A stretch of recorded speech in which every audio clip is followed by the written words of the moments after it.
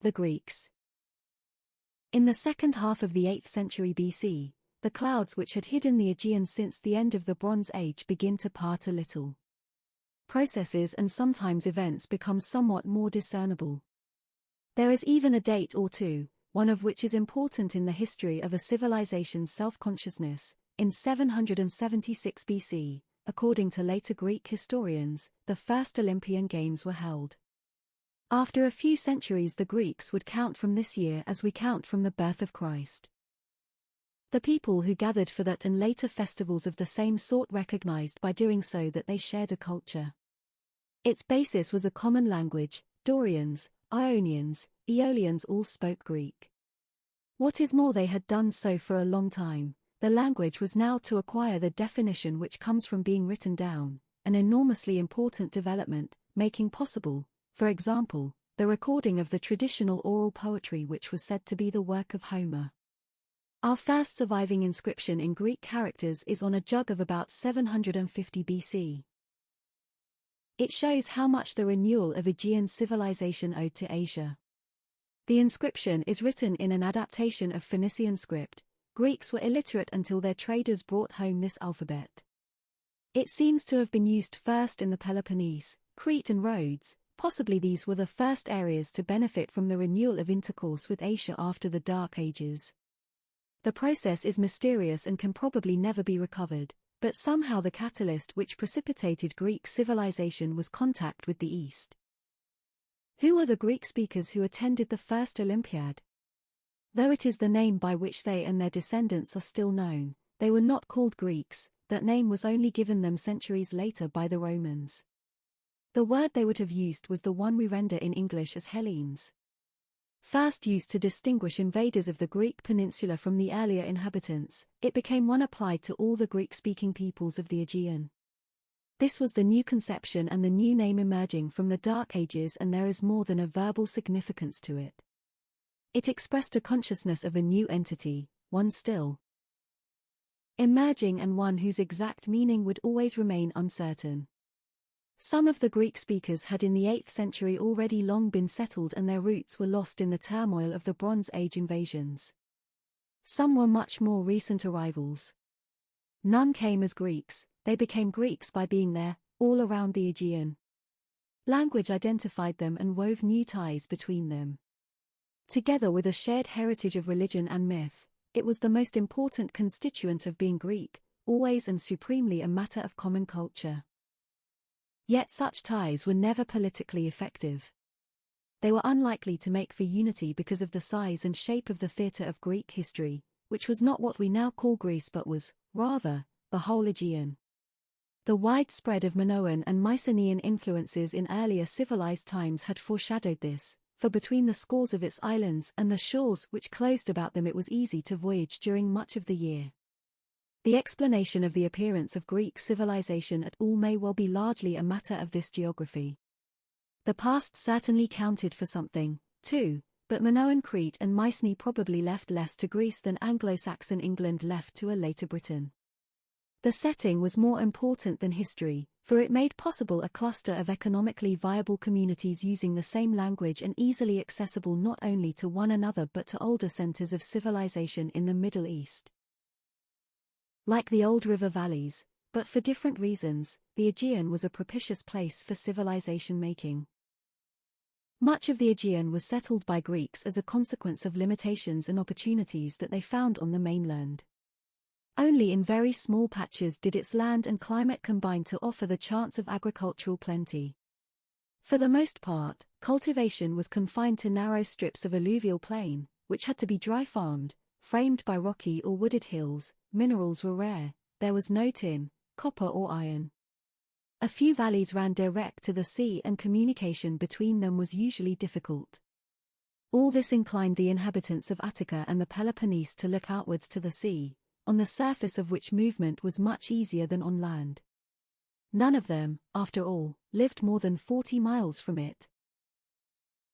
This predisposition was intensified as early as the 10th century BC by a growth of population which brought greater pressure on available land.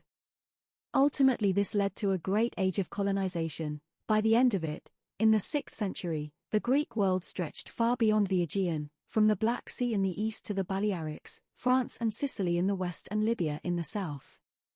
But this was the result of centuries during which forces other than population pressure had also been at work. While Thrace was colonized by agriculturalists looking for land, other Greeks settled in the Levant or South Italy in order to trade, whether for the wealth it would bring or for the access it offered to the metals they needed and could not find in Greece. Some Black Sea Greek cities seem to be where they are because of trade, some because of their farming potential. Nor were traders and farmers the only agents diffusing Greek ways and teaching Greece about the outside world. The historical records of other countries show us that there was a supply of Greek mercenaries available from the 6th century, when they fought for the Egyptians against the Assyrians, onwards. All these facts were to have important social and political repercussions on the Greek homeland. Despite serving in foreign armies, and quarreling violently among themselves, while cherishing the traditional and emotional distinctions of Boeotian, or Dorian, or Ionian, the Greeks were always very conscious that they were different from other peoples. This could be practically important. Greek prisoners of war, for example, were in theory not to be enslaved, unlike barbarians. This word expressed self-conscious Hellenism in its essence but is more inclusive and less dismissive than it is in modern speech. The barbarians were the rest of the world, those who did not speak an intelligible Greek, dialect though it might be, but who made a sort of barbar noise which no Greek could understand. The great religious festivals of the Greek year, when people from many cities came together, were occasions to which only the Greek speaker was admitted. Religion was the other foundation of Greek identity. The Greek pantheon is enormously complex, the amalgam of a mass of myths created by many communities over a wide area at different times, often incoherent or even self-contradictory until ordered by later, rationalizing minds.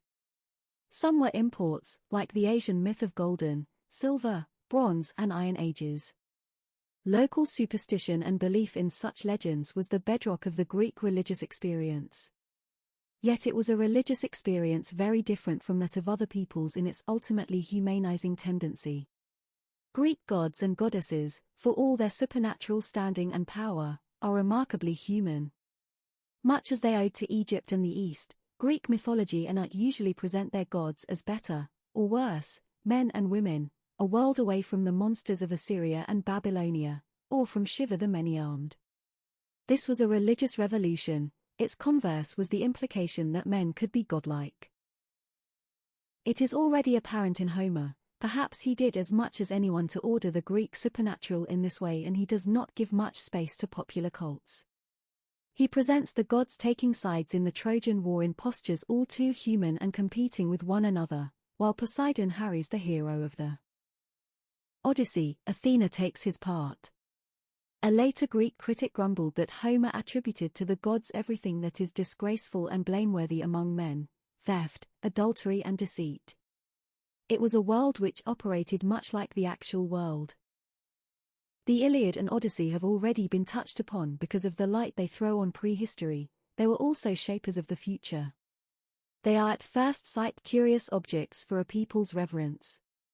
The Iliad gives an account of a short episode from a legendary long-past war. The Odyssey is more like a novel, narrating the wandering of one of the greatest of all literary characters, Odysseus, on his way home from the same struggle.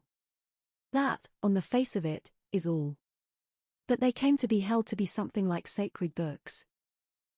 Much time and ink have been spent on argument about how they were composed. It now seems most likely that they took their present shape in Ionia slightly before 700 BC.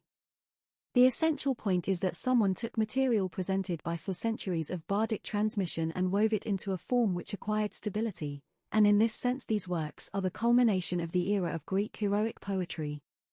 Though they were probably written down in the 7th century, no standard version of these poems was accepted until the 6th. By then they were already regarded as the authoritative account of early Greek history, a source of morals and models, and the staple of literary education. Thus they became not only the first documents of Greek self-consciousness, but the embodiment of the fundamental values of classical civilization. Later they were to be even more than this. Together with the Bible, they became the source of Western literature. Human though Homer's gods might be, the Greek world had also a deep respect for the occult and mysterious. It was recognized in such embodiments as omens and oracles. The shrines of the oracles of Apollo at Delphi or at Didyma in Asia Minor were places of pilgrimage and the sources of respected if enigmatic advice. There were ritual cults which practiced mysteries which reenacted the great natural processes of germination and growth at the passage of the seasons. Popular religion does not loom large in the literary sources, but it was never wholly separated from respectable religion. It is important to remember this irrational subsoil, given that the achievements of the Greek elite during the later classical era are so impressive and rest so importantly on rationality and logic. The irrational was always there, and in the earlier, formative period with which this chapter is concerned, it loomed large.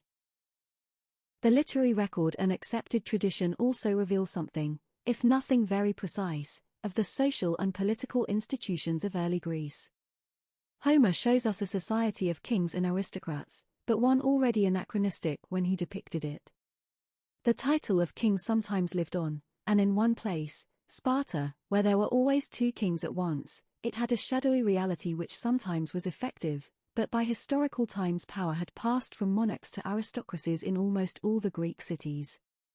A military aristocracy's preoccupation with courage may explain a continuing self-assertiveness and independence in Greek public life. Achilles, as Homer presents him, was as prickly and touchy a fellow as any medieval baron.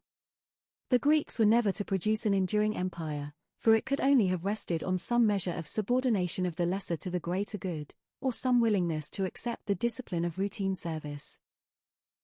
This may have been no bad thing, but meant that for all their Hellenic self-consciousness the Greeks could not unite even their homeland into one state. Below the aristocrats of the early cities were the other ranks of a still not very complex society. Freemen worked their own land or sometimes for others. Wealth did not change hands rapidly or easily until money made it available in a form more easily transferred than land. Homer measured value in oxen and seems to have envisaged gold and silver as elements in a ritual of gift-giving, rather than as means of exchange. This was the background of the later idea that trade and menial tasks were degrading. An aristocratic view lingered on. It helps to explain why in Athens, and perhaps elsewhere, commerce was long in the hands of metics, foreign residents who enjoyed no civic privilege, but who provided the services Greek citizens would not provide for themselves. Slavery, of course, was taken for granted, although much uncertainty surrounds the institution. It was clearly capable of many different interpretations. In archaic times, if that is what Homer reflects, most slaves were women, the prizes of victory, but the slaughter of male prisoners later gave way to enslavement. Large-scale plantation slavery, such as that of Rome or the European colonies of modern times, was unusual. Many Greeks of the 5th century who were freemen owned 1 or 2 slaves, and one estimate is that about 1 in 4 of the population was a slave when Athens was most prosperous. They could be freed. One 4th century slave became a considerable banker. The whole world at that time was organized on the assumption that slavery would go on, and it is hardly cause for comment, therefore, that Greeks took it for granted. There was no task that slavery did not sustain for them. From agricultural labor to teaching, our word pedagogue originally meant a slave who accompanied a well-born boy to school. Slaves may and foreign residents must have been among the many channels by which the Greeks continued to be influenced by the Middle East long after civilization had re-emerged in the Aegean. Homer had already mentioned the demiurgois, foreign craftsmen who must have brought with them to the cities of the Hellenes not only technical skill but the motifs and styles of other lands. In later times we hear of Greek craftsmen settled in Babylon, and there were many examples of Greek soldiers serving as mercenaries to foreign kings. When the Persians took Egypt in 525 BC, Greeks fought on each side. Some of these men must have returned to the Aegean, bringing with them new ideas and impressions. Meanwhile, there was all the time a continuing commercial and diplomatic intercourse between the Greek cities in Asia and their neighbors. The multiplicity of day-to-day exchanges resulting from the enterprise of the Greeks makes it very hard to distinguish native and foreign contributions to the culture of archaic Greece. One tempting area is art. Here, just as Mycenae had reflected Asian models, so the animal motifs which decorate Greek bronze work, or the postures of goddesses such as Aphrodite, recall the art of the Middle East. Later, the monumental architecture and statuary of Greece was to imitate Egypt's, and Egyptian antiquities shaped the styles of the things made by Greek craftsmen at Naucratis. Although the final product, the mature art of classical Greece, was unique, its roots lie far back in the renewal of ties with Asia in the 8th century. What is not possible to delineate quickly is the slow subsequent irradiation of a process of cultural interplay which was by the 6th century working both ways, for Greece was by then both pupil and teacher. Lydia, for example, the kingdom of the legendary Croesus, richest man in the world, was Hellenized by its tributary Greek cities. It took its art from them and, probably more important, the alphabet, indirectly acquired via Phrygia. Thus Asia received again what Asia had given. Well before 500 BC. This civilization was so complex that it is easy to lose touch with the exact state of affairs at any one time. By the standards of its contemporaries, early Greece was a rapidly changing society, and some of its changes are easier to see than others. One important development towards the end of the 7th century seems to have been a second and more important wave of colonization, often from the eastern Greek cities. Their colonies were a response to agrarian difficulties and population pressure at home.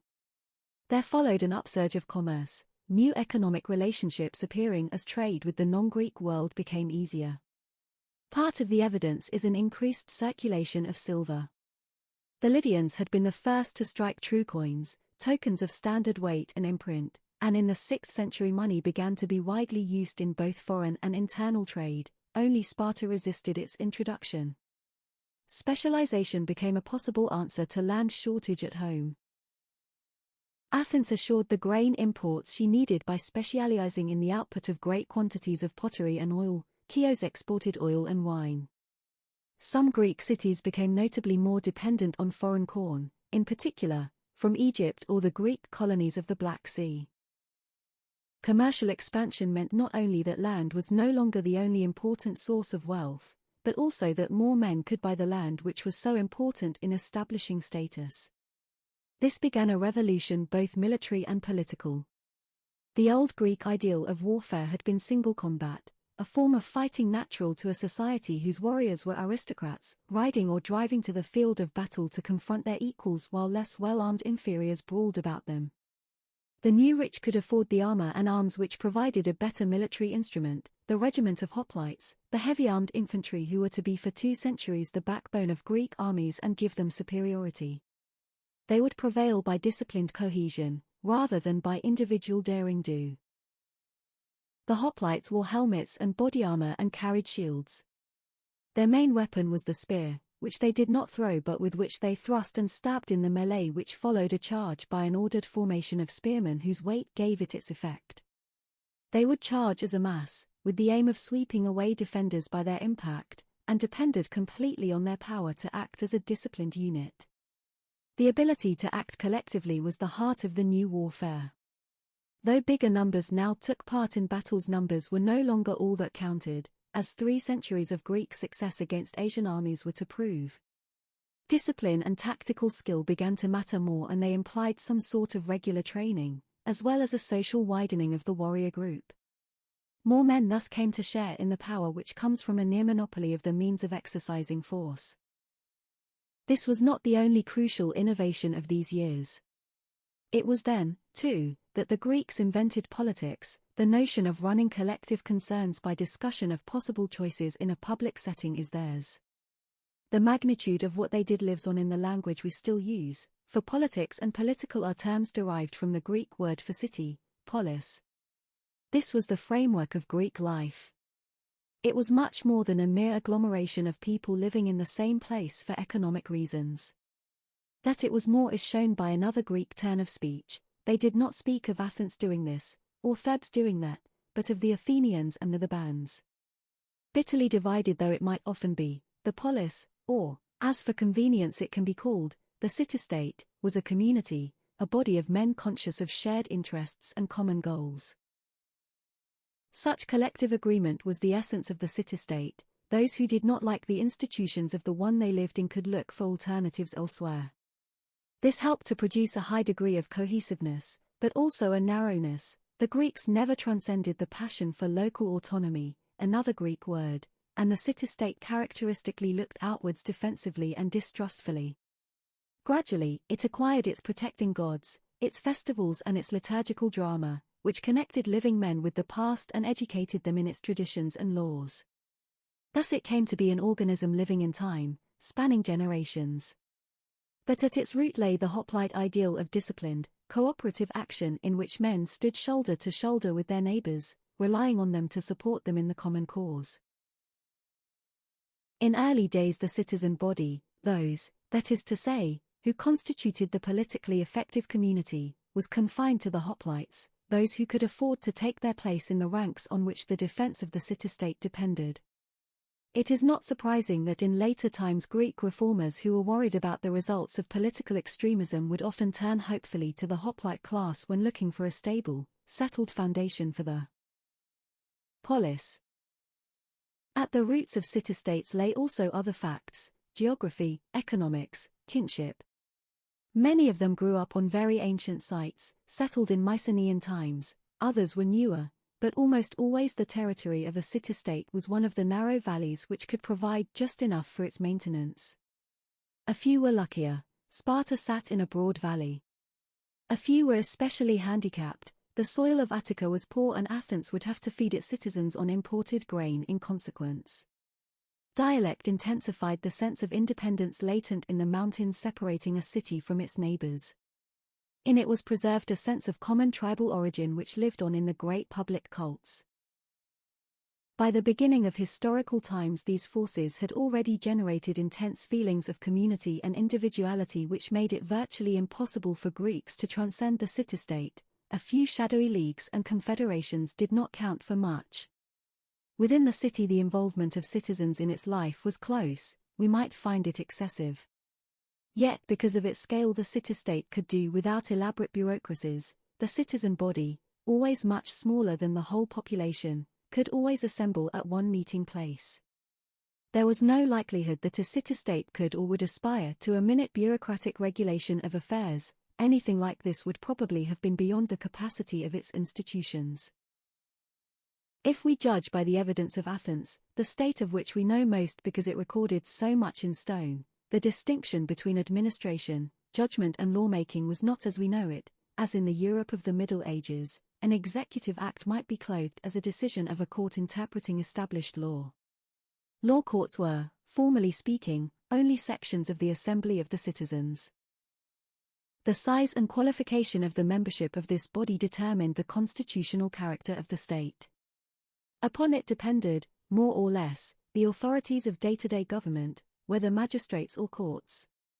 There was nothing like the bureaucracy we have already seen in parts of the Middle East or in China during the Warring States period, and even more under the Han.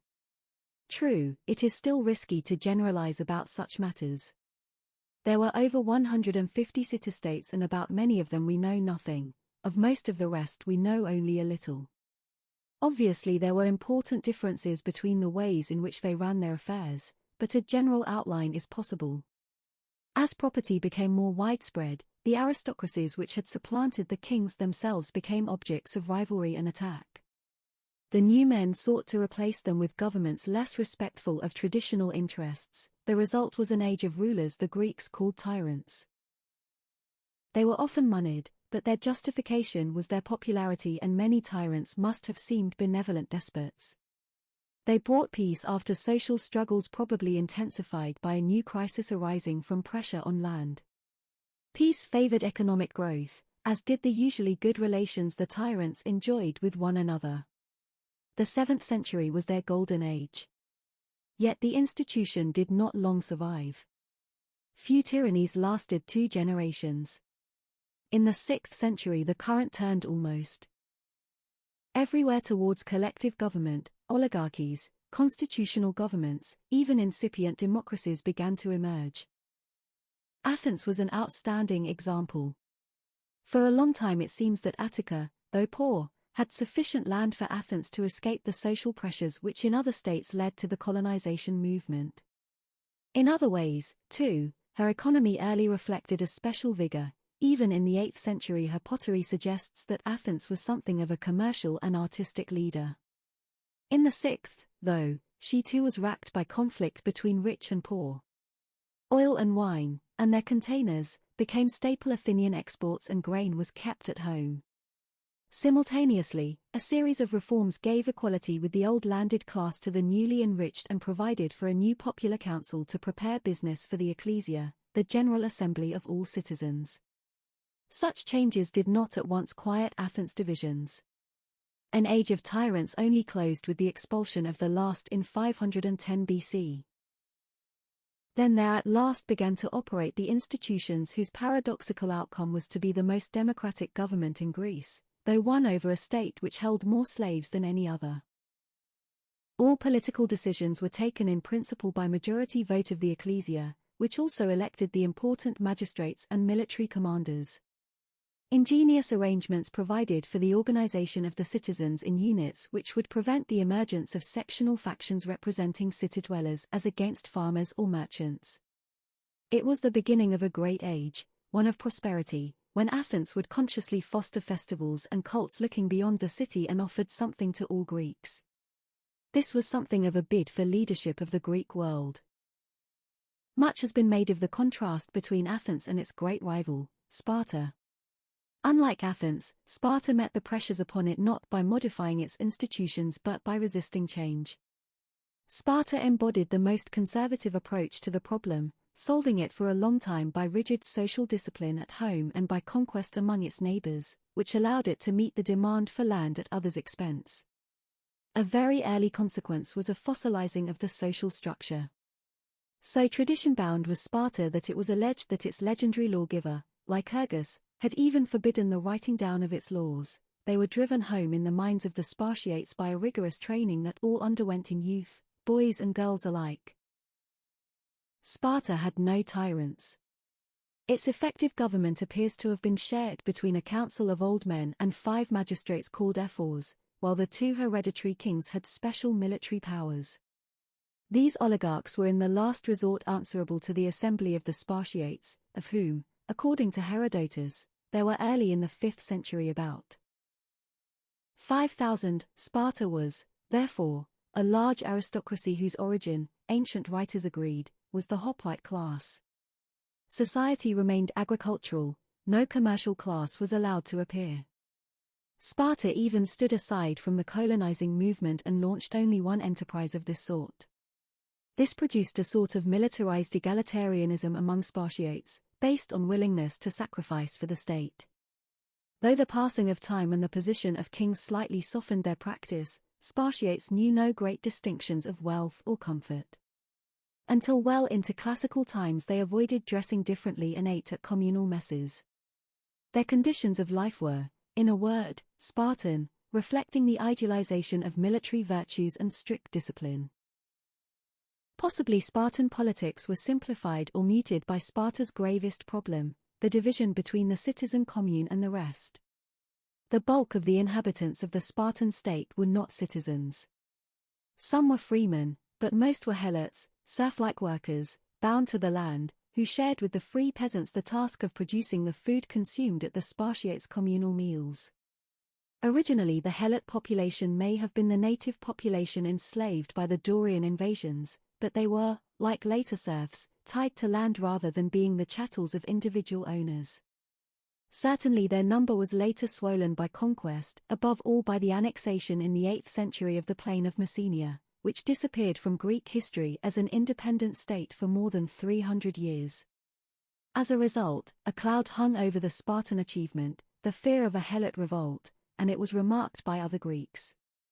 It hobbled the Spartans in their relations with other states. Increasingly they feared to have their army abroad lest its absence should tempt revolt at home. Sparta was always on the alert and the feared enemy was at home. Sparta and Athens were to quarrel fatally in the 5th century, and this has led them to be seen always as the poles of the political world of ancient Greece. They were not, of course, the only models available, and herein lies one of the secrets of the Greek achievement. It would draw upon a richness of political experience and data far greater than anything seen in the world until this time. This experience would provide the first systematic reflections upon the great problems of law, duty and obligation which have exercised men's minds ever since, largely in terms set by the classical Greeks. In pre-classical times, speculation on such themes is almost non-existent. The weight of custom and the limitations of local experience sufficiently explain this. The city-state was the shared inheritance and experience of the Greeks, but they knew of other types of political organization through contacts made in the course of trade and because of the exposed nature of many of their own settlements. The Greek world had frontier regions where conflict was likely. In the West they once seemed to be pushing ahead in an almost limitless expansion, but 2 centuries of striking advance came to an end round about 550 BC, when Carthaginian and Etruscan power prescribed a limit. The first settlements, again at sites sometimes used centuries earlier by Minoans and Mycenaeans, show that trade mattered as much as agriculture in their foundation. Their main strength lay in Sicily and in southern Italy, an area significantly to be called Magna Graecia in later classical times. The richest of these colonies was Syracuse, founded by Corinthians in 733 BC. And eventually the dominating Greek state in the west. It had the best harbour in Sicily. Beyond this colonial area, settlements were made in Corsica and southern France, at Massilia, the later Marseilles, while some Greeks went to live among the Etruscans and Latins of central Italy. Greek products have turned up even as far afield as Sweden, and Greek style has been seen in 6th century fortifications in Bavaria.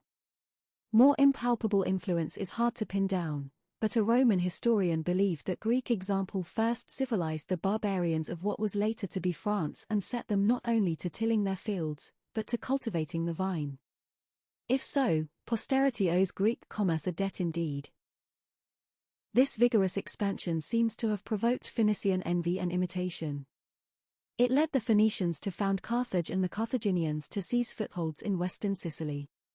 Eventually they were able to close down Greek trade in Spain. Yet they could not turn the Greek settlers out of Sicily any more than the Etruscans could drive them from Italy. The decisive battle in which the Syracusans routed a Carthaginian force was in 480 BC.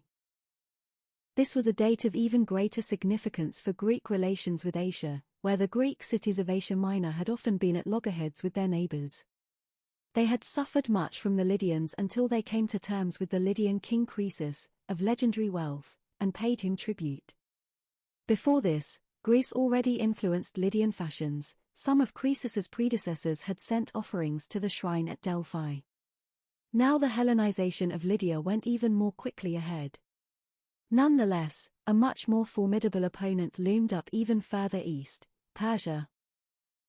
The Greek struggle with Persia is the climax of the early history of Greece and the inauguration of its classical age. Because the Greeks made so much of their long conflict with the Persians, it is easy to lose sight of the many ties that link the contestants.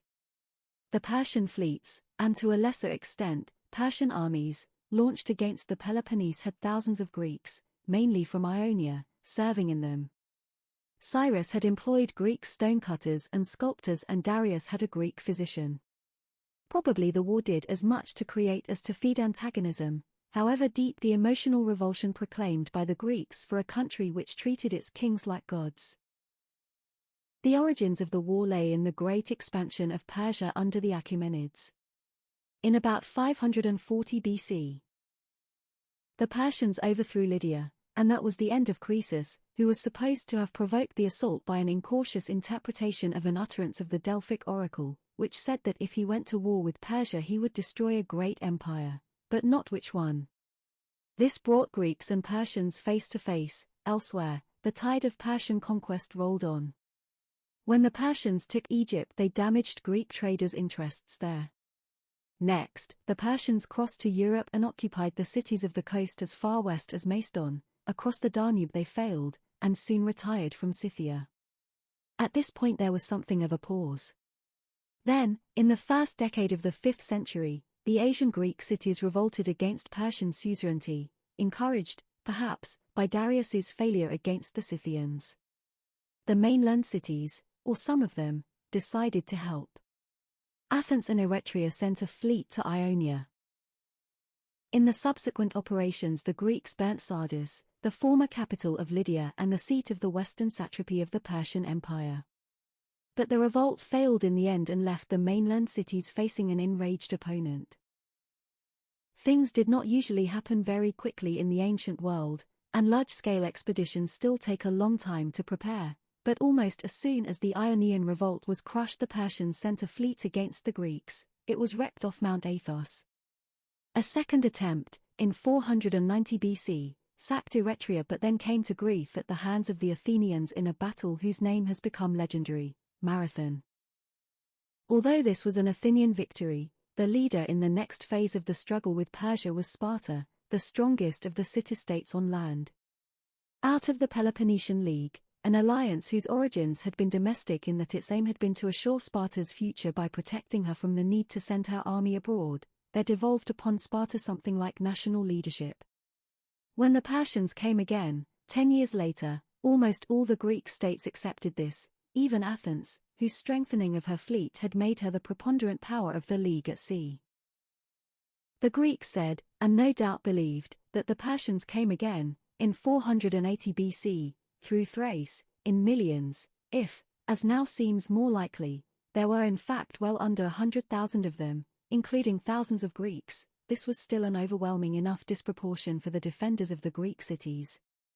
The Persian army moved slowly along the coast and down towards the Peloponnese, accompanied by a huge fleet which hung on its flanks.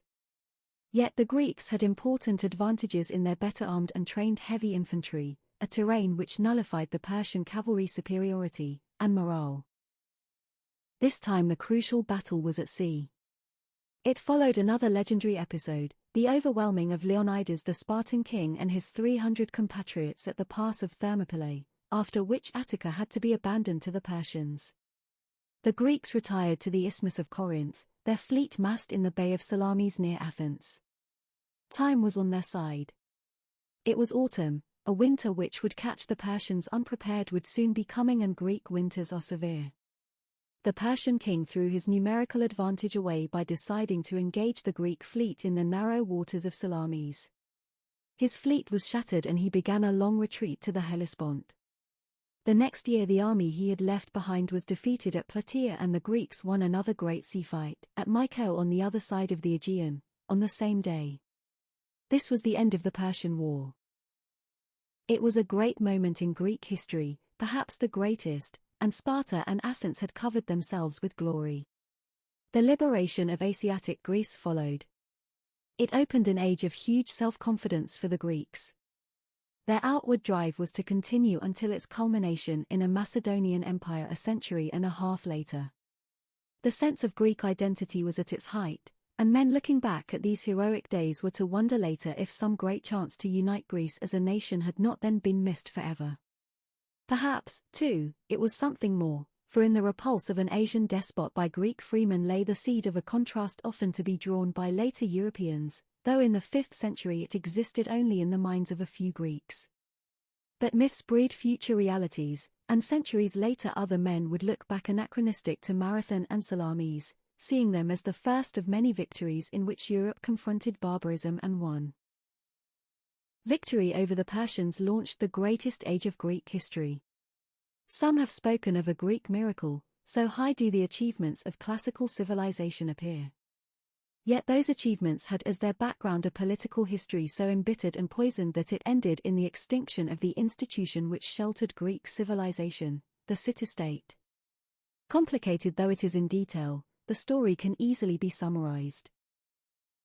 For 30 years after Plataea and Mycale, the war with Persia dragged on, but as a background to a more important theme, a sharpening rivalry between Athens and Sparta.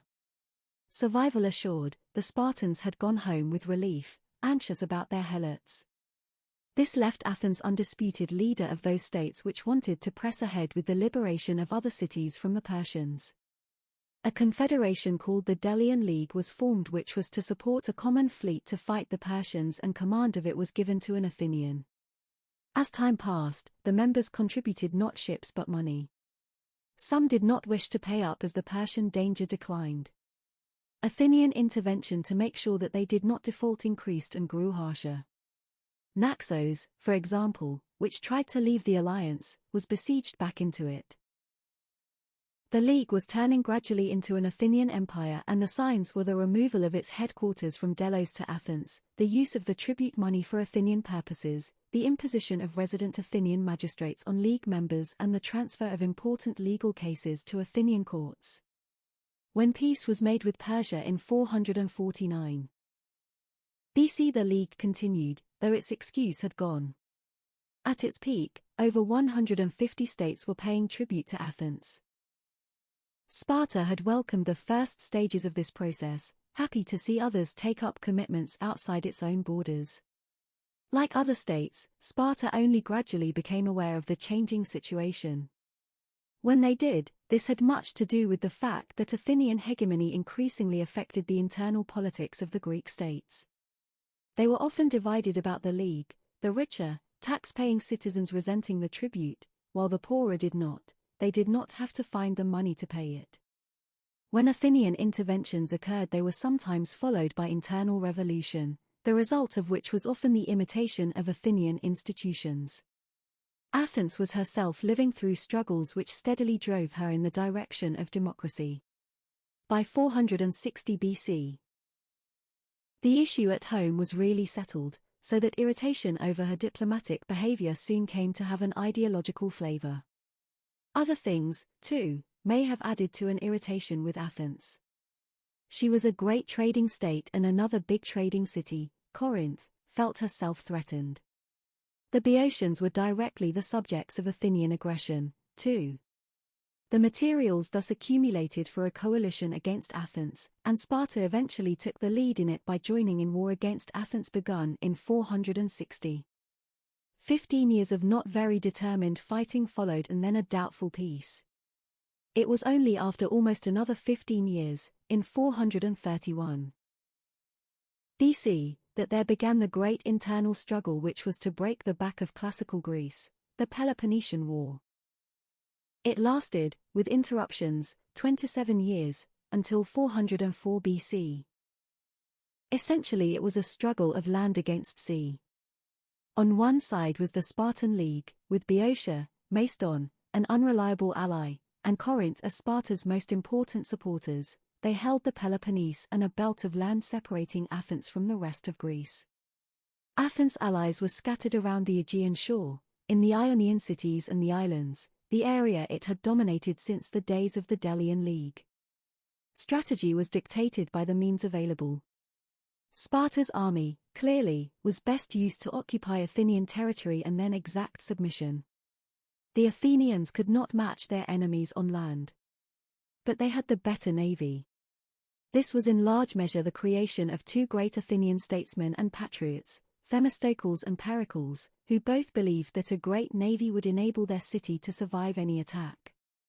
Things did not work as well as this, because of plague within the city and the absence of leadership after Pericles' death in 429 BC, but the basic sterility of the first 10 years of the war rests on this strategic deadlock.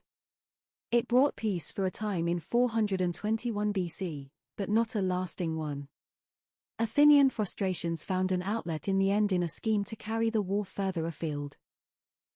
In Sicily lay the rich city of Syracuse, the most important colony of Corinth, herself the greatest of Athens' commercial rivals. To seize Syracuse would deeply wound an enemy, chop off a major grain supply to the Peloponnese and provide immense booty. With this wealth, Athens could hope to build and man a yet bigger fleet and thus achieve a final and unquestioned supremacy in the Greek world, perhaps the mastery of the Phoenician city of Carthage and a Western Mediterranean hegemony, too. The result was the disastrous Sicilian expedition of 415 to 413 BC. It was decisive, but as a death blow to the ambitions of Athens. Half her army and all the expedition's fleet were lost. A period of political upheaval and disunity began at home. Finally, the defeat once more crystallized the alliance of Athens' enemies. The Spartans now sought and obtained Persian help in return for a secret undertaking that the Greek cities of mainland Asia should again become vassals of Persia, as they had been before the Persian War. This enabled them to raise the fleet which could help the Athenian subject cities who wanted to shake off its imperial control. Military and naval defeat undermined morale in Athens. In 411 BC, an unsuccessful revolution replaced the democratic regime briefly with an oligarchy. Then there were more disasters, the capture of the remains of the Athenian fleet and, finally, blockade. This time starvation was decisive. In 404 BC, Athens made peace and her fortifications were razed. Such events would be tragic in the history of any country. The passage from the glorious days of the struggle against Persia to the Persians' almost effortless recouping of their losses, thanks to Greek divisions, is a rounded drama which must always grip the imagination. Another reason why such intense interest has been given to it is that it was the subject matter of an immortal book, Thucydides' History of the Peloponnesian War, the first work of contemporary as well as of scientific history. But the fundamental explanation why these few years should fascinate us when greater struggles do not is because we feel that at the heart of the jumble of battles, intrigues, disasters and glory still lies a compelling and insoluble puzzle. Was there a squandering of real opportunities after Michael, or was this long anticlimax simply a dissipation of an illusion, circumstances having for a moment seemed to promise more than in fact was possible? The war years have another startling aspect, too. During them there came to fruition the greatest achievement in civilization the world had ever seen. Political and military events then shaped that achievement in certain directions and in the end limited it and determined what should continue to the future. This is why the century or so of this small country's history, whose central decades are those of the war, is worth as much attention as the millennial empires of antiquity. At the outset we should recall how narrow a plinth supported Greek civilization. There were many Greek states, certainly, and they were scattered over a large expanse of the Aegean, but even if Macedonia and Crete were included, the land surface of Greece would fit comfortably into England without Wales or Scotland, and of it only about 1/5 could be cultivated. Of the states, most were tiny, containing not more than 20,000 souls at most, the biggest might have had 300,000. Within them only a small elite took part in civic life and the enjoyment of what we now think of as Greek civilization. The other thing to be clear about at the outset is the essence of that civilization. The Greeks were far from underrating comfort and the pleasures of the senses. The physical heritage they left behind set the canons of beauty in many of the arts for 2,000 years. Yet in the end the Greeks are remembered as poets and philosophers. It is an achievement of the mind that constitutes their major claim on our attention. This has been recognized implicitly in the idea of classical Greece, a creation of later ages rather than of the Greeks themselves. Certainly some Greeks of the 5th and 4th centuries BC saw themselves as the bearers of a culture which was superior to any other available, but the force of the classical ideal lies in its being a view from a later age, one which looked back to Greece and found their standards by which to assess itself. Later generations saw these standards above all in the 5th century, in the years following victory over the Persians. The 5th century has an objective unity because it saw a special heightening and intensification of Greek civilization, even if that civilization was ineradicably tied to the past, ran on into the future and spilled out over all the Greek world. That civilization was rooted still in relatively simple economic patterns. Essentially, they were those of the preceding age.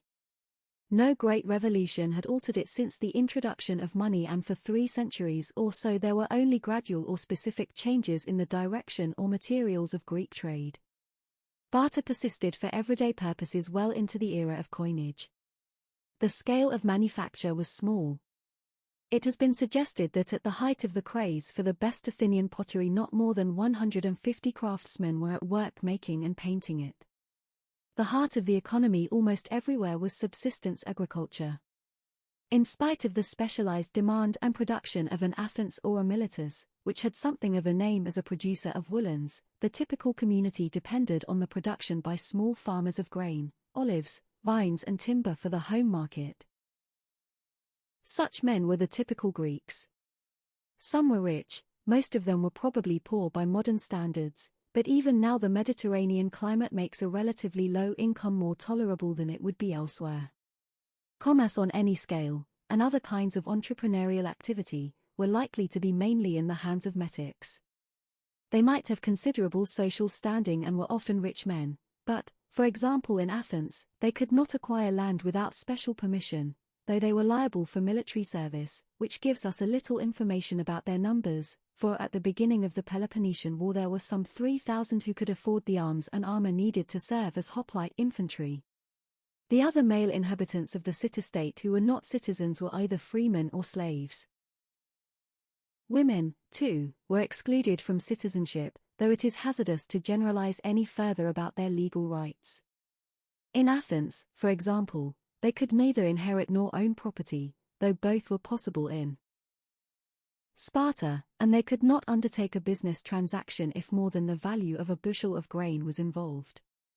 Divorce at the suit of the wife was, it is true, available to Athenian women, but it seems to have been rare and was probably practically much harder to obtain than it was by men, who seem to have been able to get rid of wives fairly easily. Literary evidence suggests that wives other than those of rich men lived, for the most part, the lives of drudges. The social assumptions that governed all women's behavior were very restrictive. Even women of the upper classes stayed at home in seclusion for most of the time.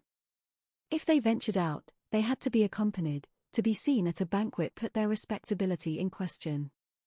Entertainers and courtesans were the only women who could normally expect a public life. They could enjoy a certain celebrity, but a respectable woman could not. Significantly, in classical Greece girls were thought unworthy of education. Such attitudes suggest the primitive atmosphere of the society out of which they grew, one very different from, say, Minoan Crete among its predecessors, or later Rome. So far as sexuality is revealed by literature, Greek marriage and parenthood could produce deep feeling and as high a mutual regard between individual men and women as in our own societies. One element in it, which is nowadays hard to weigh up exactly, was a tolerated and even romanticized male homosexuality. Convention regulated this. In many Greek cities it was acceptable for young upper-class males to have love affairs with older men. Interestingly, there is much less evidence in Greek literature of homosexual love between men of the same age. In this, as in everything else, we know much more about the behavior of an elite than about that of most Greeks. Citizenship, which must often have spanned very different social levels in practice, is a category too big to permit generalizations.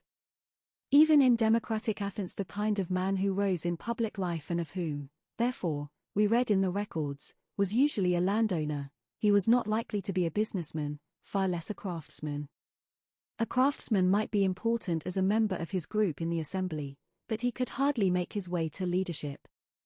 Businessmen may have been handicapped by the long-ingrained conviction of upper-class Greeks that trade and industry were no proper occupations for a gentleman, who should ideally live a life of cultivated leisure based on the revenues of his own lands. This was a view which was to pass into European tradition with important effect. Social history therefore blurs into politics. The Greek preoccupation with political life, the life of the polis, and the fact that classical Greece is neatly delimited by two distinct epochs, that of the Persian Wars and that of a new, Macedonian, empire, makes it easy to appreciate the importance of Greek political history to civilization. Athens dominates this picture, and so there are considerable risks in arguing too readily from Athens to what was typical. What we know most about we often tend to think most important, and because some of the greatest of 5th century Greeks were Athenians and Athens is one pole of the great story of the Peloponnesian War, scholars have given its history enormous attention.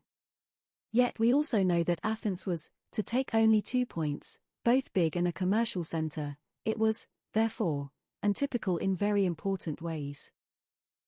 The temptation to overvalue Athens' cultural importance is less dangerous. Such a primacy was, after all, recognized at the time. Though many of the greatest Greeks were not Athenians, and many Greeks rejected the Athenians' claims to superiority, Athenians saw themselves as leaders of Greece. When at the beginning of the Peloponnesian War Pericles told his countrymen that their state was a model for the rest of Greece, he was indulging in propaganda, but there was also conviction in what he said. This position rested both on ideas and on power. From the fleet came her undisputed preeminence in the Aegean and thence, eventually, the tribute which refreshed her treasury in the 5th century. The peak of her influence and wealth was reached just before the Peloponnesian War, in the years when creative activity and patriotic inspiration reached their height.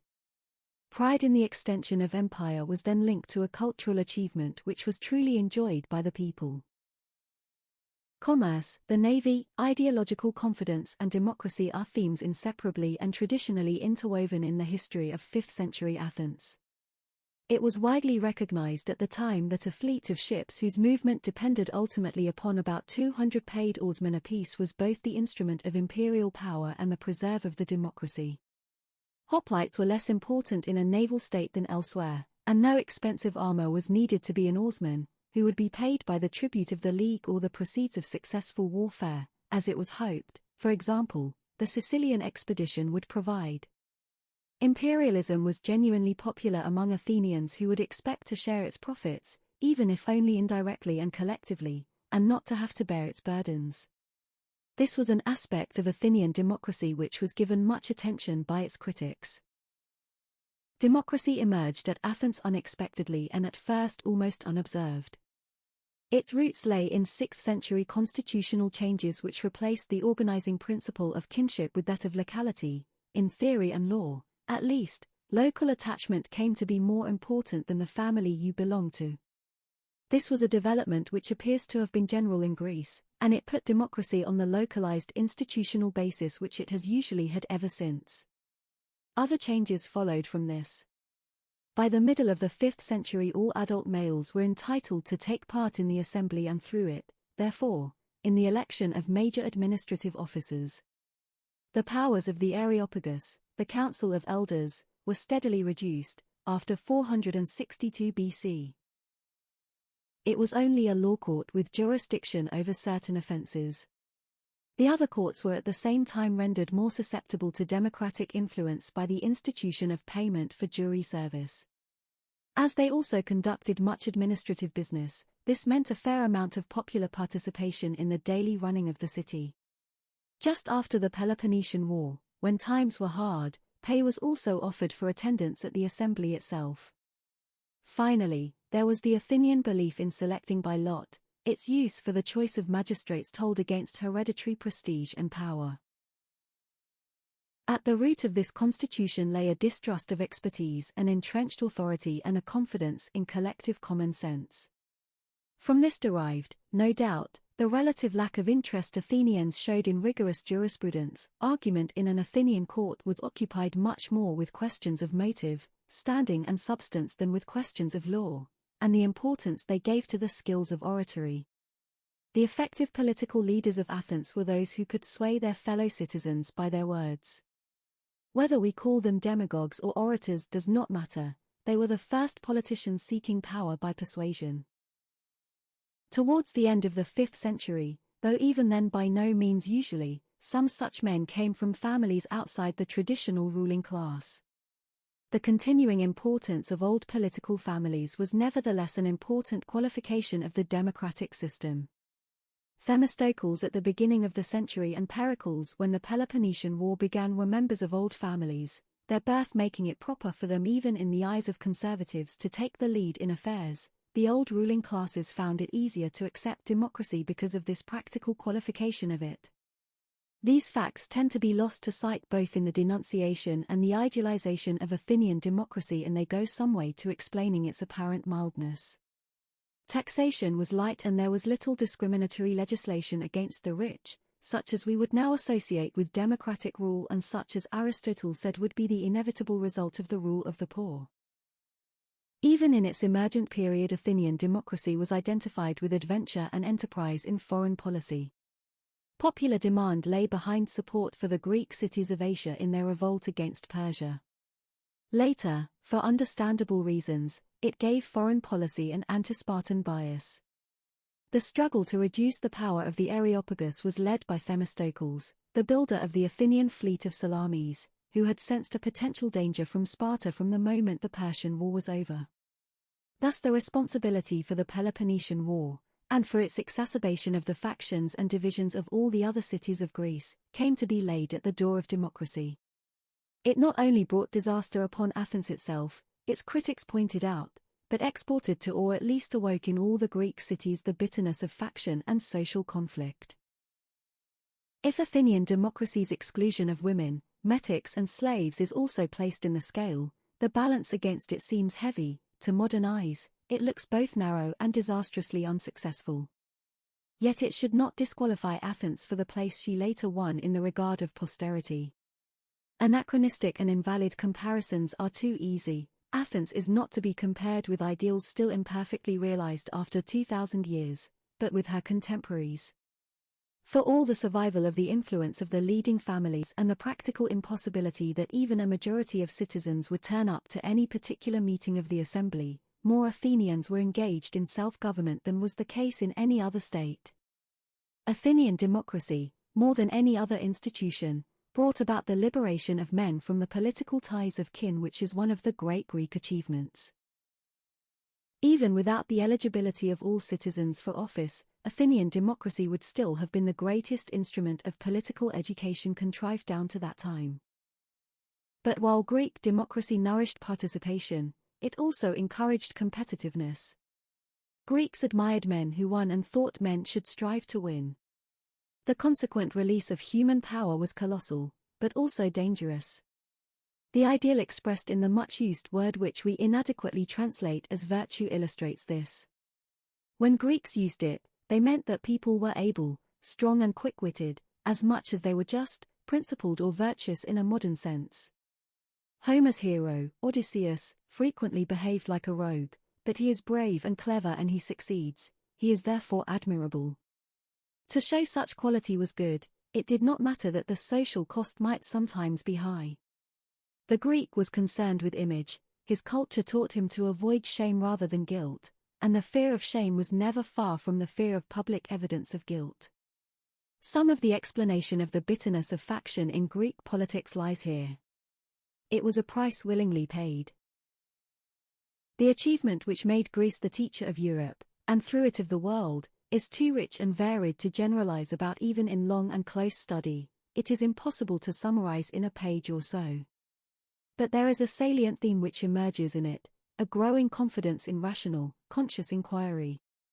If civilization is an advance towards the control of mentality and environment by reason, then the Greeks did more for it than any of their predecessors. They invented the philosophical question as part and parcel of one of the great intuitions of all time, that a coherent and logical explanation of things could be found, that the world did not ultimately rest upon the meaningless and arbitrary fiat of gods or demons. But like that, of course, it is not an attitude which could be always grasped by all, or even by most, Greeks. It was an attitude which had to make its way in a world permeated with irrationality and superstition. Nevertheless, it was a revolutionary and beneficial idea.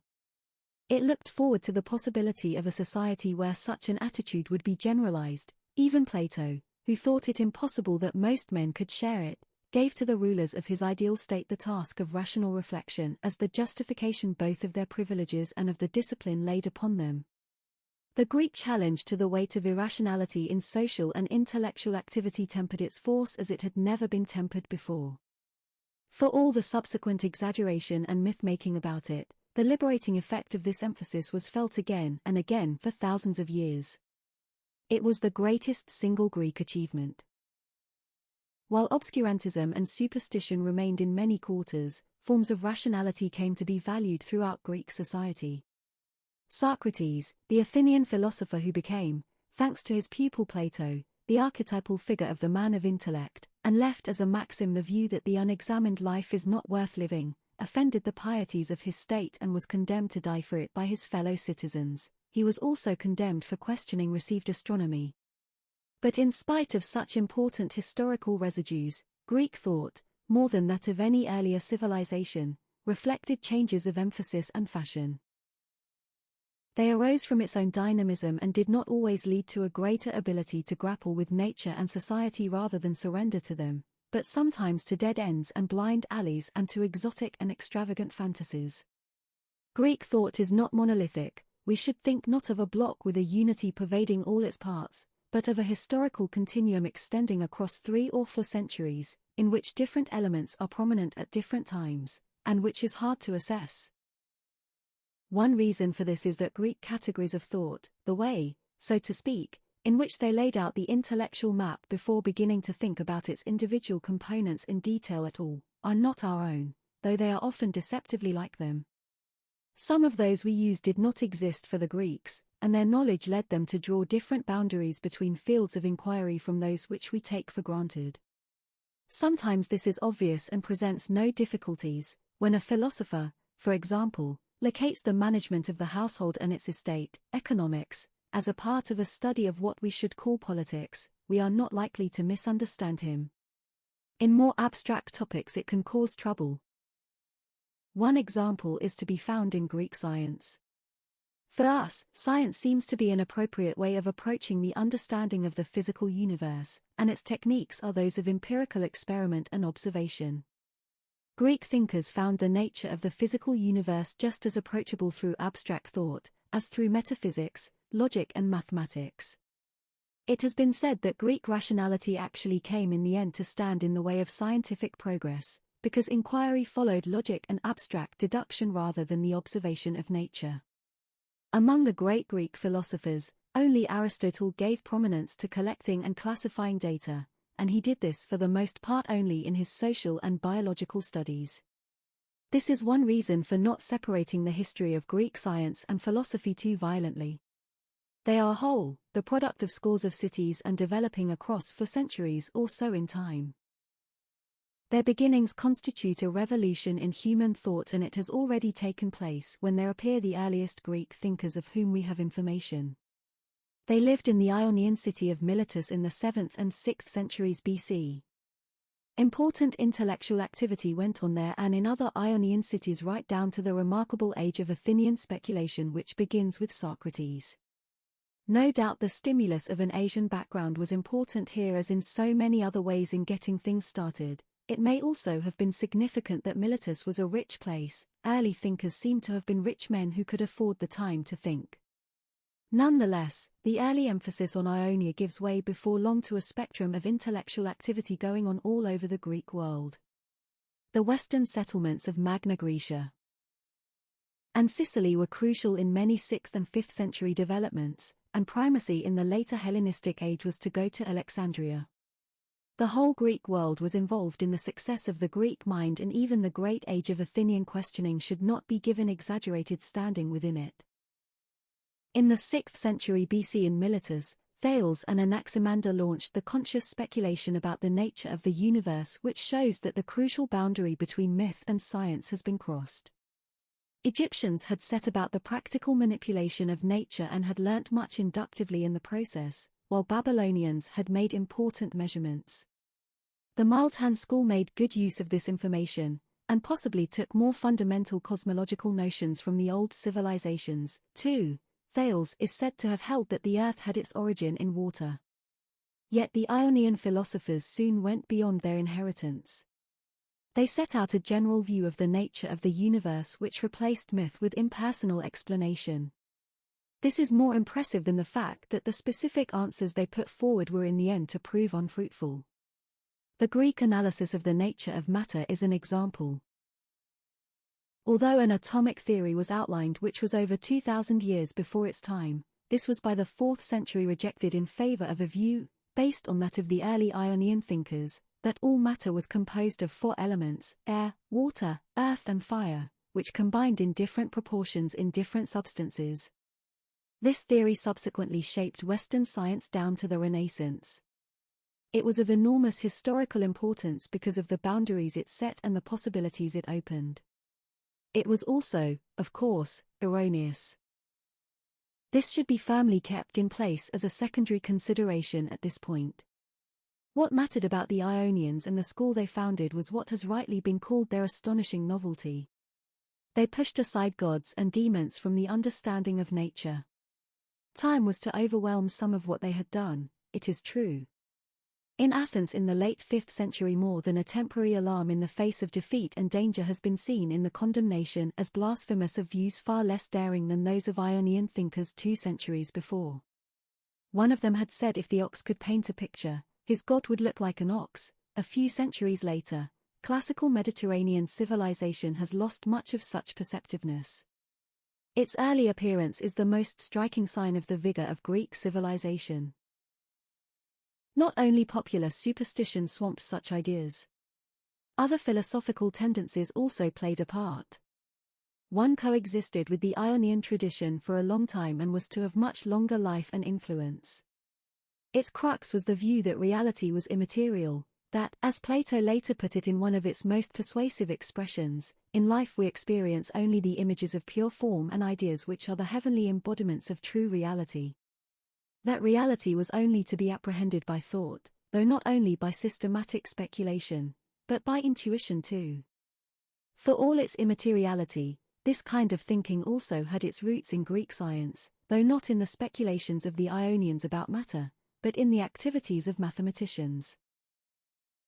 Some of their greatest advances were not to be made until long after Plato's death, when they would round off what is the single biggest triumph of Greek thought, its establishment of most of the arithmetic and geometry which served Western civilization down to the 17th century. Every schoolboy used to know the name of Pythagoras, who lived at Crotone in southern Italy in the middle of the 6th century BC, and may be said to have founded the deductive proof. Fortunately or unfortunately, he did more than this.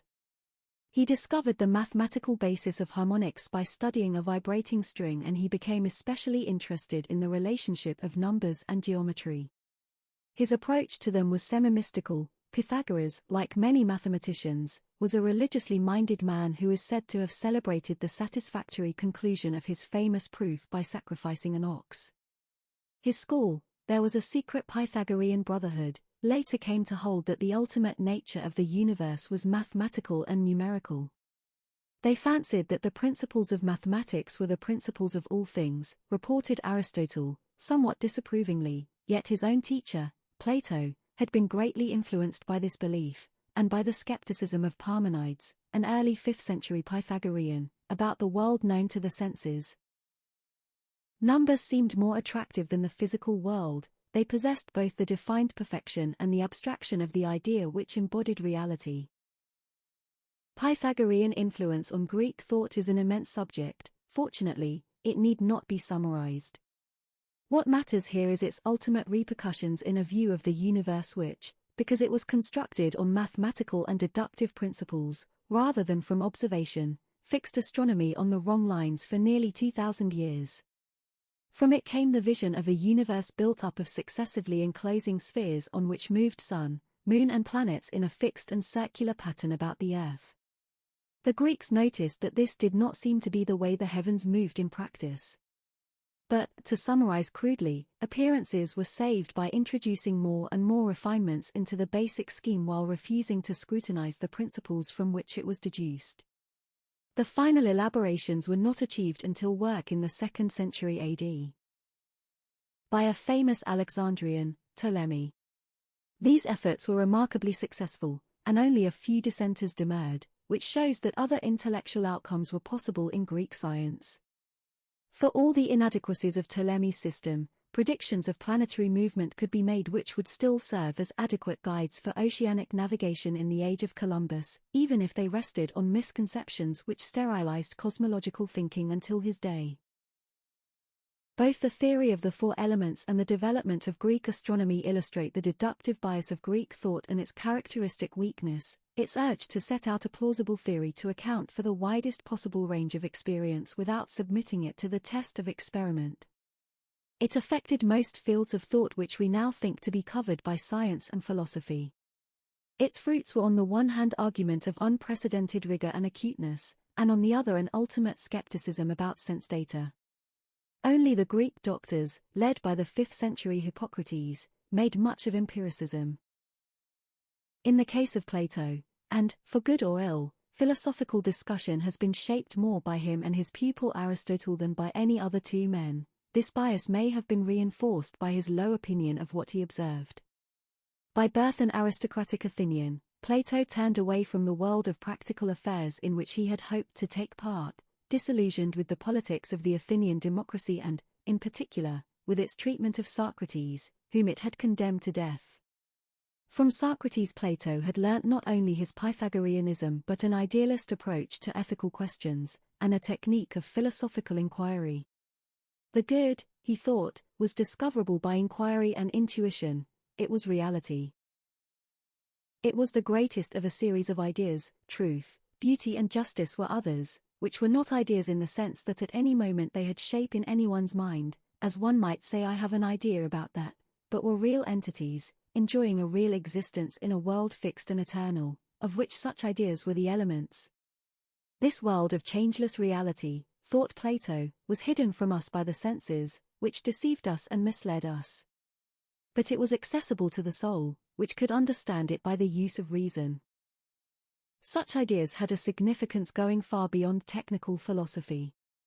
In them, as in the doctrines of Pythagoras, can be found, for example, traces of a familiar later idea, fundamental to Puritanism, that man is irreconcilably divided between the soul, of divine origin, and the body which imprisons it.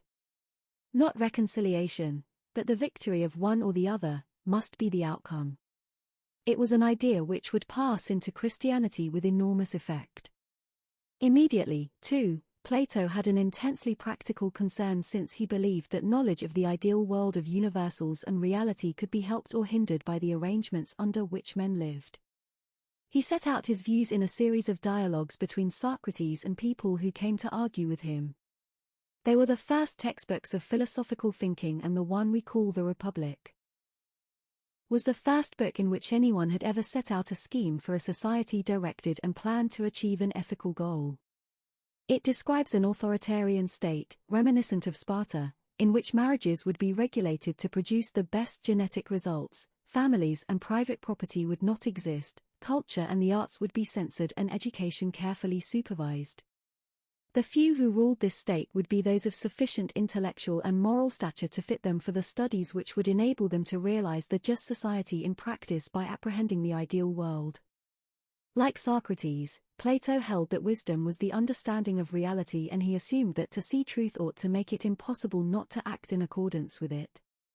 Unlike his teacher, he held that for most people education and the laws should impose exactly that unexamined life which Socrates had thought not worth living. The Republic and its arguments were to provoke centuries of discussion and imitation, but this was true of almost all Plato's work. As a 20th-century English philosopher put it, practically all subsequent philosophy in the West was a series of footnotes to Plato. In spite of Plato's distaste for what he saw about him and the prejudice it engendered in him, he anticipated almost all the great questions of philosophy, whether they concerned morals, aesthetics, the basis of knowledge or the nature of mathematics, and he set out his ideas in great works of literature which have always been read with pleasure and excitement. The academy which Plato founded has some claim to be the first university. From it emerged his pupil Aristotle, a thinker more comprehensive and balanced, less skeptical of the possibilities of the actual, and less adventurous than he. Aristotle never altogether rejected his master's teaching, but he departed from it in fundamental ways. He was a great classifier and collector of data, with a special interest in biology, and did not reject sense experience as did Plato. Indeed, he sought both firm knowledge and happiness. In the world of experience, rejecting the notion of universal ideas and arguing inductively from facts to general laws. Aristotle was so rich a thinker and interested in so many sides of experience that his historical influence is as hard to delimit as that of Plato. What he wrote provided a framework for the discussion of biology, physics, mathematics, logic, literary criticism, aesthetics, psychology, ethics and politics for 2,000 years. He provided ways of thinking about these subjects and approaches to them which were elastic and capacious enough eventually to contain Christian philosophy. He also founded a science of deductive logic which was not displaced until the end of the 19th century. It is a vast achievement, different in kind but not less important than that of Plato. Aristotle's political thinking was in one sense in agreement with Plato's. The city-state was the best conceivable social form, but required reform and purification to work properly, he thought. But beyond this point he diverged greatly from his master. Aristotle saw the proper working of the polis as being that which would give each of its parts the role appropriate to it, and that was essentially for him a matter of understanding what led in most existing states to happiness. In formulating an answer, He made use of a Greek idea to which his teaching was to give long life, that of the mean, the idea that excellence lay in a balance between extremes. The empirical facts seem to confirm this, and Aristotle assembled greater quantities of such evidence in a systematic form than any predecessor, it seems, but in stressing the importance of facts about society, he had been anticipated by another Greek invention, that of history. This was another major achievement. In most countries, chronicles or annals which purport simply to record successions of events precede history. In Greece, this was not so. Historical writing in Greek emerged from poetry. Amazingly, it at once reached its highest level in its first embodiments, 2 books by masters who were never equaled by their successors. The first of them, Herodotus, has reasonably been termed the father of history. The word, historia, existed before him, it meant inquiry. Herodotus gave it an added meaning, that of inquiry about events in time, and in putting down the results wrote the first prose work of art in a European language which survives. His stimulus was a wish to understand a near-contemporary fact, the great struggle with Persia. He accumulated information about the Persian Wars and their antecedents by reading a huge mass of the available literature and by interrogating people on his travels and assiduously recording what he was told and read. For the first time, these things became the subject of more than a chronicle. The result is his Histories, a remarkable account of the Persian Empire, with, built into it, much information about early Greek history and a sort of world survey, followed by an account of the Persian Wars down to Michael. He spent much of his life traveling, having been born, it was traditionally said, in the Dorian town of Halicarnassus in southwest Asia Minor in 484 BC. At one point he came to Athens, where he remained for a few years living as a metic, and while there he may have been rewarded for public recitations of his work. He went later to a new colony in South Italy, there he completed his work and died, a little after 430 BC. He therefore knew something by experience of the whole spread of the Greek world, and travelled in Egypt and elsewhere as well. Thus wide experience lay behind his great book, an account scrupulously based on witnesses, even if Herodotus sometimes treated them somewhat credulously. It is usually conceded that one of the superiorities of Thucydides, Herodotus's greater successor, was his more rigorous approach to reports of fact and his attempts to control them in a critical way. The result is a more impressive intellectual achievement, though its austerity throws into even stronger relief the charm of Herodotus's work. Thucydides' subject was even more contemporary, the Peloponnesian War. The choice reflected deep personal involvement and a new conception. Thucydides was a member of a leading Athenian family. He served as a general until disgraced for an alleged failure in command, and he wanted to discover the causes which had brought his city and Greece to their dreadful plight. He shared with Herodotus a practical motive, for he thought, as most Greek historians were to do after him, that what he found out would have practical value, but he sought not merely to describe, but to explain. The result is one of the most striking pieces of historical analysis ever written and the first ever to seek to penetrate through different levels of explanation. In the process he provided a model of disinterested judgment to future historians, for his Athenian loyalties rarely obtrude. The book was not completed, it takes the story only to 411 BC, but the overall judgment is concise and striking. The growth of Athens' power and Sparta's fear was, in my view, the cause which compelled them to go to war. The invention of history is itself evidence of the new intellectual range of the literature created by the Greeks.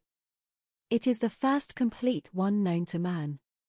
The Jewish literature is almost as comprehensive, but does not contain drama nor critical history, let alone the lighter genres. But Greek literature shares with the Bible a primacy shaping the whole of subsequent Western writing. Besides its positive content, it imposed the major forms of literature and the first themes of a criticism by which to judge them. From the beginning, as Homer shows, it was closely linked to religious belief and moral teaching.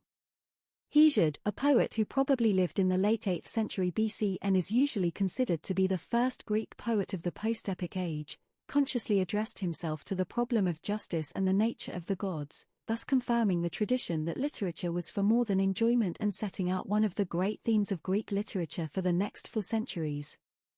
For the Greeks, poets were always likely to be seen as teachers. Their works are fused with mystical overtones and inspiration. Yet there were to be many poets, and many styles of poetry in Greek. The first which can be distinguished is writing in a personal vein, which was to the taste of aristocratic society.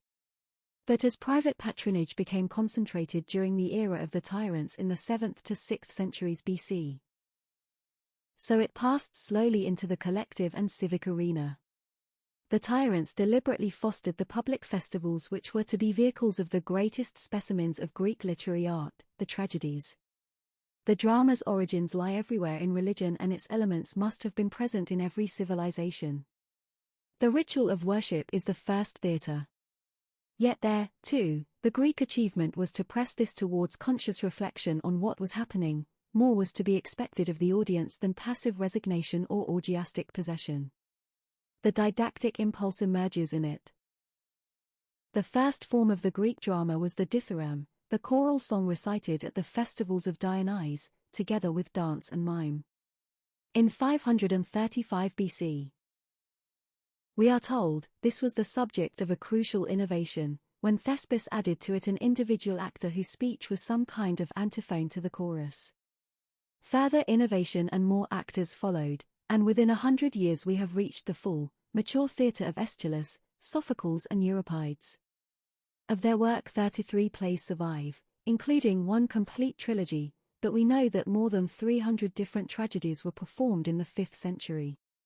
In this drama the religious undertone is still there, though not so much in the words as in the occasions at which they would have been performed. The great tragedies were sometimes performed in trilogies at civic festivals attended by citizens who were already familiar with the basic stories, often mythological, they had come to see. This, too, suggests the educational effect. Probably most Greeks never saw a play by Aeschylus, certainly an infinitesimally small number by comparison with the number of modern Englishmen who have seen a play of Shakespeare. Nonetheless, those who were not too busy on their farms, or too far away, provided a large audience. More men than in any other ancient society were thus able and encouraged to scrutinize and reflect upon the content of their own moral and social world. What they expected was a revealing emphasis in familiar rites, a new selection from their meaning. This is what the great dramatists mostly gave them, even if some plays went beyond this and some even, at favorable moments, satirized the social pieties. It was not, of course, a naturalistic picture that was presented, but the operation of the laws of a heroic, traditional world and their agonizing impact on individuals caught in their working. In the second half of the 5th century Euripides had even begun to use the conventional tragic form as a vehicle for questioning conventional assumptions, thus he inaugurated a technique to be exploited in the Western theatre by authors as late and as different as Gogol and Ibsen. The framework provided by plot, though, was familiar, and at its heart lay a recognition of the weight of inexorable law and nemesis.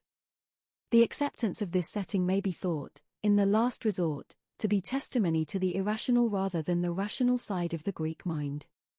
Yet it was a long way from the state of mind in which the congregation of an Eastern temple fearfully or hopefully witnessed the round of unchanging ritual and sacrifice. In the 5th century the scope of the theatre was also broadening in other ways.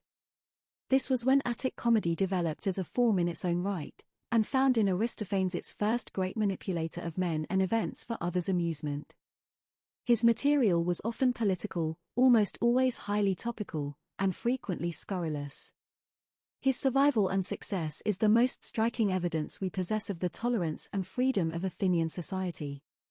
100 years later, we have almost reached the modern world in a fashion for plays about the intrigues of slaves and troubled love affairs. It has not the impact of Sophocles, but it can still amuse and remains a near miracle, for there had been nothing like it 200 years before.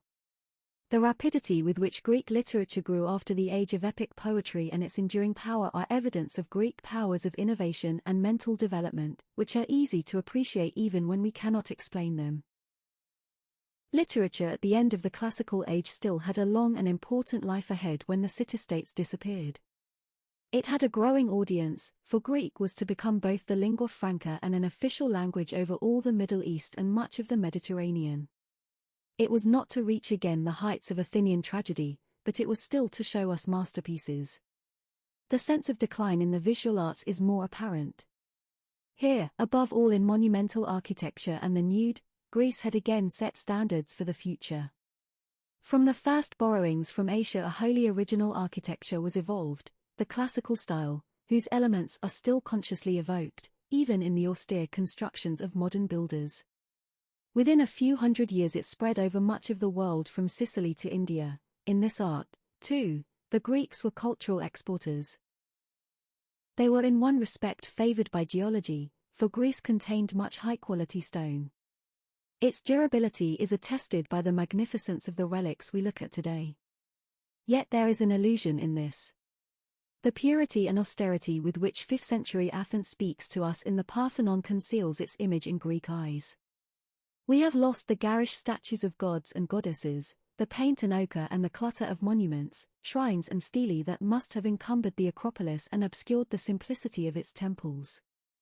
The reality of many great Greek centers may have been more like, say, modern Lourdes. In approaching, for example, the Temple of Apollo at Delphi, the impression gained can easily be of a jumble of untidy little shrines cluttered by traders, booths and the rubbish of superstition, though we must also make allowances for the contribution made by the archaeologists' fragmentary discoveries to this. Nonetheless, this qualification made, the erosion of time has allowed a beauty of form which is almost unequaled to emerge from the superficial experience. There is no possibility here of discounting the interplay of judgment of the object with standards of judgment which derive ultimately from the object itself. It remains simply true that to have originated an art that has spoken so deeply and powerfully to men's minds across such ages is itself not easily interpreted except as evidence of an unsurpassed artistic greatness and an astonishing skill in giving it expression. This quality is also present in Greek sculpture. Here, too, the presence of good stone was an advantage, and the original influence of Oriental, often Egyptian, models important.